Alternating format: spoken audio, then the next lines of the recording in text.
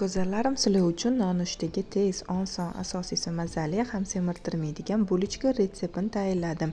Bu uchun tvorog, sir, kolbasa, zaytun, tuxum, un kerak bo'ladi. Tuxumni sarig'ini bittasini olib qo'yamiz. Ustiga chiroyli qilib surish uchun hamma quruq masalalarni birin-ketin sovib olamiz. Tuxumni sovutganimizda ozgina tuz sovoramiz.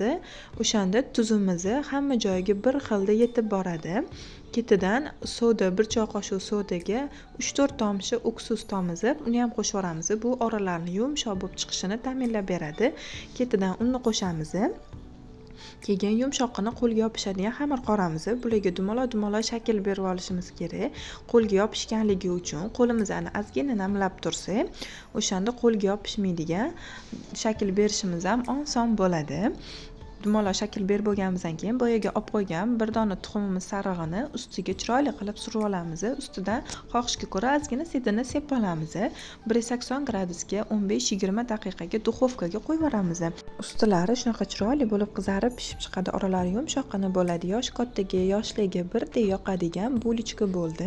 Shunga o'xshash qiziqarli retseptlar kerak bo'lsa, menga obuna bo'lishni unutmanglar. Men shunaqa har xil kerakli, tez, oson tayyor bo'ladigan, semirtirmaydigan retseptlar bilan bo'lishib boraman. Agar to'liq retsept kerak bo'lsa, kommentariyaga bulochka so'zini yozib qoldiring.